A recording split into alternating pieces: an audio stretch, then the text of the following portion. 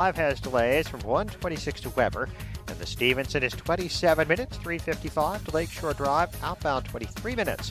The Ryan 17 minutes, 95 to downtown, outbound it's 12. I-57, 11 minutes, I-8 third, Bishop Ford, that's 11 also. Lakeshore Drive, 21 minutes. Hollywood to Marquette, northbound the same. Southbound I-65, traffic is slow. 73rd Avenue before US 30. That's traffic. I'm Jim Telemonte on AM 560, The Answer. Jim, thank you. Chicago's Morning Answer continues next. AM 560 Weather Center forecast. Cloudy, windy, warm, couple of showers. I-64 today, currently 57. Next news at 9. Chicago's Morning Answer continues next on AM 560, The Answer. From the Matrix Home Solutions studios, this is Chicago's Morning Answer on AM 560, The Answer. Listen to AM 560, The Answer, online at 560theanswer.com, on the AM 560 mobile app, on your Alexa-powered smart speaker, on TuneIn, iHeart, and radio.com. If you're looking for the latest news, insight into what it means, and the sharpest opinion, there's only one station in Chicago where you can turn, and it's this one. We're AM 560, The Answer. Good morning, Dan and Amy, and I've known our next guest since I was kicking it Canadian style with Jerry Agar on WLS. Oh, back in the 90s? Yeah. Back when me and Jerry thought we were funny. You guys were good looking and funny. You know, it's a great lethal combination there. I'm just happy to know that Tim Slagle still has a career. I would have thought they would have gotten to him by now. Tim Slagle is a stand-up comedian, writer, editor, political pundit. He is going to be live. What? Yeah, how about that? In Illinois. That's not something you say for the last 12 months. Live at CG's Comedy in Bolingbrook this Friday and Saturday, cgscomedyclub.com. cgscomedyclub.com is where you go to get tickets. That's great. And Tim, welcome back. Good to have you. Good to be here. Good to be live in the studio. Good to be anywhere. Yeah, right. We've broken the seal. I am so tired of Zoom. I know. So what is comedy going to be like when you're not allowed to ridicule men and women of the left? You know, this is really weird because we've got about 3 months, I think, before we have a president of color that we're not allowed to make fun of anymore. So this is a very short. The orange man, yeah. Oh yeah, right now Kamala Harris is one silver alert away from the Oval Office. Okay. And so, but what I mean, just taking a step back as a longtime stand-up comedian, what is the landscape like for you guys and gals these days? I mean, you know, based on some of what we hear from comedians, even like Bill Maher the other week. Doesn't sound like it's too welcoming if you cross certain lines. Yeah. It's been pretty bleak actually. The past few months, doing shows on Zoom is what comics have been doing, and it's. Oh my! You sort of need that audience feedback. Yeah, absolutely. Yeah. You can't. I've always thought that a club is a lot like a musical instrument, and a comedian plays that club. Like, you know, it listens to the tone, listens to the resonance. Here's the music coming back. A Zoom show is like trying to play Beethoven on a Casio keyboard. Yeah. It just doesn't. Well, have you had work. shows in other states that have been more open than Illinois? I was doing shows in Indiana up until November, and after that, just everything shut down. The second shutdown was harder than the first. Yep. Because I was managing to sneak in a few open mics, a few shows here and there, some in Minneapolis. But the second shutdown, that one was tight. So, but do you think you're sharp enough to get back on that stage in front of an audience with all this so much time off? I mean, do you want to run some back and forth? You know, how old is Joe Biden? Joe Biden is so old. You know, the old Johnny and Ed McMahon thing there. Do you want to try some new material on us? Well, I understand he might have a hard time signing that stimulus bill because Jimmy Dean is about to sue him for trademark infringement. Hi-oh. That's what I'm talking about. That's some good stuff. Comedy's so funny, you got to spell it with a K. Exactly. Are you worried, though, that someone might take something that you say out of context and destroy your career? Because there seems to be some hungry, evil people out there that just thrive on this. Or take something in context and destroy your career. Well, destroying my career at this point would be like sinking the Titanic. Go, I dare you. Yeah, please try to destroy my career. So I've listened to your routines over the years, and there's something interesting, unique about your comedy, is because you tackle some issues from a conservative perspective, and it's sort of like there's elements of like thought plus a laugh line, which I really like. I mean, I remember a riff you did on just sort of exposing the hypocrisy of the left when it comes to the pro-life issue. And like that kind of stuff that sort of like makes the audience like, what? Oh, wait a second, there's a point there. I like, sort of like the way Dennis Miller used to do it. And I like that. I like that. No, I've always tried to. I don't know if I've tried to do it. No, actually, I've tried to stay away from it.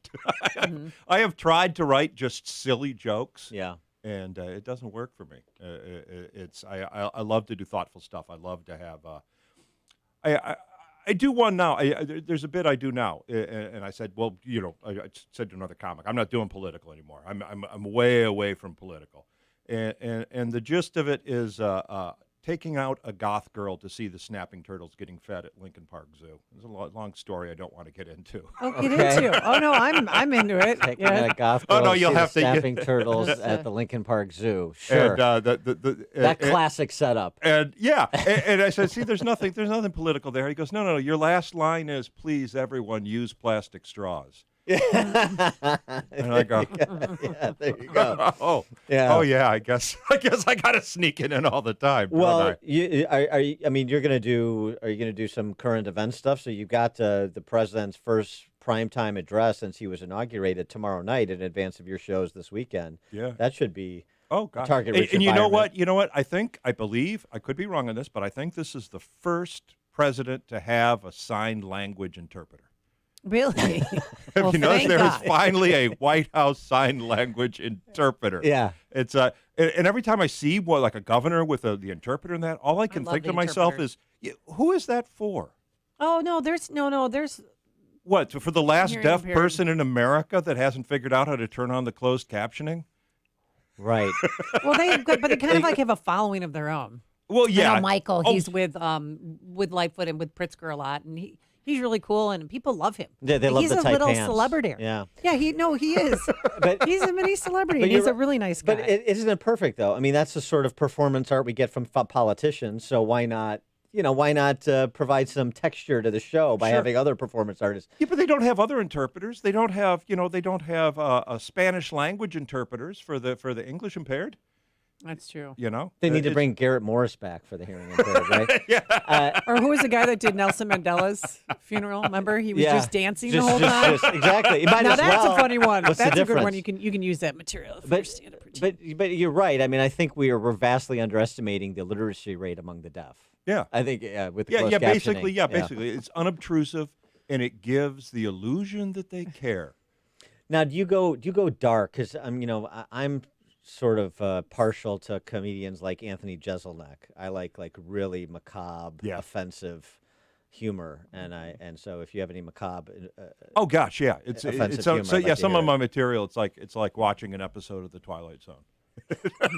okay. Or it's probably I'm a little older, maybe more like Alfred Hitchcock. Is it done in the Hitchcockian or Serlingian, if that's a word, voice or? No. It just the stories. I have stories with dark stories with ironic twists. Mm. Oh, can you tell us one? Yeah. Sure. How much time do we? How much time do we Don't have? Don't worry about We'll the make clock. the time. We'll make the time. Yeah. I wanted to get your take though too on what's happening in comedy, not just with sort of the purging of the not politically correct, but also all the Me Too stuff from Louis C.K. to Chris D'Elia to it's interesting. Comedians are celebrities and even sort of mid-level B or C-list celebrities getting a lot of attention if they cross certain lines. I don't know if being on the road is any different than it used to be because of this aspect of the cultural shift. Well, the neat thing about the comedy club is that you say it and it goes away. And for a while there, it was a little bit difficult because people were bringing in their phones and they were recording shows. But they don't allow that anymore. Oh, they that's actually, good. yeah, like when Louis C.K. plays, your phone has to be in a bag. You can't. They will not allow you. So you can see the text if there's an emergency or something. And he has to be in a chastity belt, I presume. I admire Louis. When all that came out, he just said, "Yeah, I did it. I'm sorry. I'm going away for a year." There was no attempt to say I'm sorry or they're lying about me. No, he just fessed up and that was it. It didn't. Well, it's also one of those things where both the women involved, as well as people who know Louis C.K. and his humor, who either through stand-up or watching that show that he had, it was not shocking that he was into some perverse personal activities. That did not stun me. Yeah, he sort of led with it. Yeah, well, actually, yeah, and he told the women what he was going to do. He pretty much said, "This is what I'm about to do." And they kind of went, and I went, wait, I didn't know you're serious. Now I forget. I want to know what he was going to do. Well, I'll wait till after this. He was pleasuring himself in front of them. Oh, okay. Yeah. Keep it clean for. Sorry, what potted plants? Yeah. Hey, Slagle may work blue, but on this show, it's G-rated. Yeah. He was having a jelly donut. He said, "I'm going to enjoy a jelly donut while you watch." I don't know if I've heard that euphemism before, but yeah. So what other targets that you like? Other people that aren't getting the good-natured ribbing that they deserve, maybe on your hit list? Well, I think Joe Biden. I'm still waiting for. I'm still waiting for. I understand why we didn't touch Barack Obama for 8 years. I mean, there was 8 years where no one made fun of the president, and then 4 years where everybody made fun of the president, where the president made fun of the president. And then, so what's going to happen now? I mean, there's no excuse unless it's unless you're worried about being accused of ageism or insulting the senile. Yeah. No, that might. Well, I mean, should be safe. The thing though too is we were talking about this the other day in the context of all the latest Dr. Seuss and Pepe Le Pew and all, and talking about we're talking about Christian Toto from Hollywood and Toto about. The classic question these days is, could Mel Brooks have a career? Could Blazing Saddles have been made? And it's like, forget that. Could I'm Going to Get You Sucker be on the air? Could the Wayans brothers have a career today? And the answer is no. I think, and it doesn't matter that they're black. The skits they did on In Living Color 25 years ago, no way they pass the censors today. This summer will be the third summer that we have not had a hit comedy film.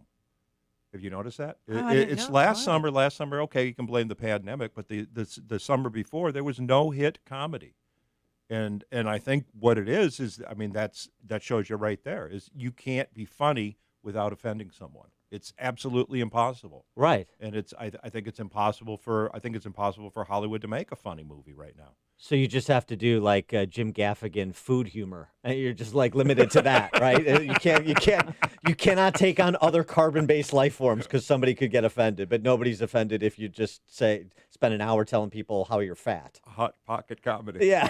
I was actually talking about Pepe Le Pew 30 years ago, back when they were trying to get rid of the Taco Bell Chihuahua and Speedy Gonzalez, because Speedy Gonzalez reinforced that fast Mexican stereotype that we always make fun of them about. Yeah, right. Yes.